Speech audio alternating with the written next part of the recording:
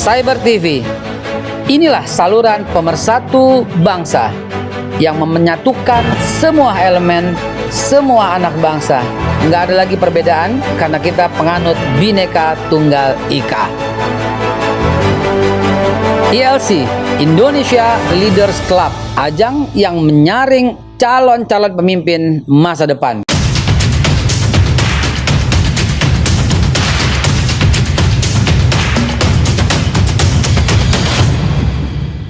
Pernah kejadian sebenarnya di Amerika. Jadi waktu peristiwa kemarin Amerika jatuh di posisi global financial crisis, lembaga-lembaga pemeringkat kredit, lembaga survei itu dituntut oleh konvensional karena dianggap menyesatkan. Nah ternyata tuntutan konvensionalnya disesatkan oleh lembaga rating kredit sama lembaga survei itu. Menang nih si penuntutnya itu. Itulah salah satunya kemudian mereka akhirnya membela besar-besaran. Saya ingin mengatakan begini sesungguhnya problemnya.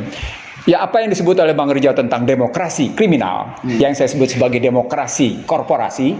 Nah ternyata dalam kasus 3 periode ini mungkin terbukti ini demokrasi bukan sekedar demokrasi apa, ini demokrasi basa-basi yang kalau saya terusin istilah Rocky, ini demokrasi dungu.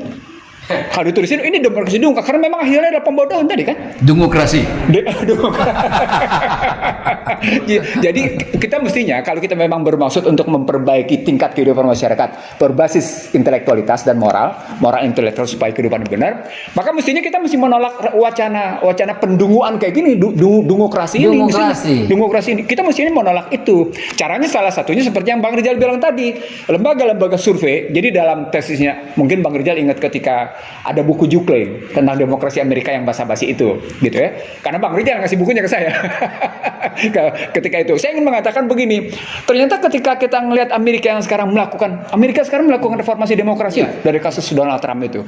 Saya ingin mengatakan begini. Kalau lihat dari buku Klein dan kemudian pertarungan kemarin Trump melawan Biden dan akhirnya mereka berujung menyatakan perlu reformasi demokrasi. Sementara Indonesia melakukan demokrasi, kalau pakai istilahnya Rocky, maka sesungguhnya yang perlu terjadi adalah orang-orang yang sadar bahwa politik harus berbasis intelektual moral dan moral intelektual, itu harus menolak jadinya. Nah, berarti gagas Bang Rijal tentang gugat lembaga survei itu cuma salah satu jalan. Saya sebenarnya mau ngasih gambaran begini. 3 periode itu sebenarnya tidak menjawab tantangan luar dan dalam. Ada 3 tantangan besar tudingan multilateral dan beberapa negara-negara besar.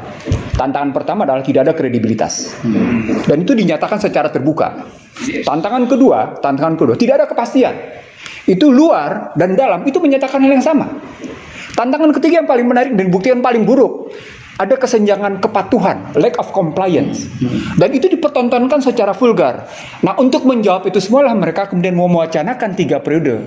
Nah, sekarang apakah benar mereka menjawab itu sebagai wujud lack of credibility, lack of certainty sama lack of compliance? Ya, kita bisa lihat 2 periode itu ternyata tidak bisa menjawab. Itu masalahnya.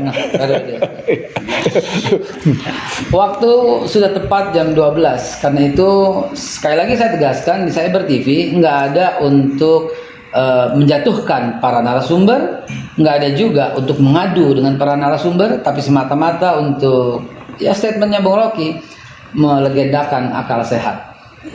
Teman-teman sekalian, ada seorang yang mesti kita pegang kata-katanya. Pemimpin sejati itu adalah pemimpin yang mempersiapkan penggantinya. Proklamator Bung Hatta. Kita ketemu lagi Selasa yang akan datang. Terima kasih. Assalamualaikum. Waalaikumsalam. Mempersiapkan penggantinya, bukan menyingkirkan penggantinya.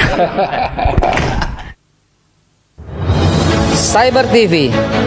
Inilah saluran pemersatu bangsa yang menyatukan semua elemen, semua anak bangsa.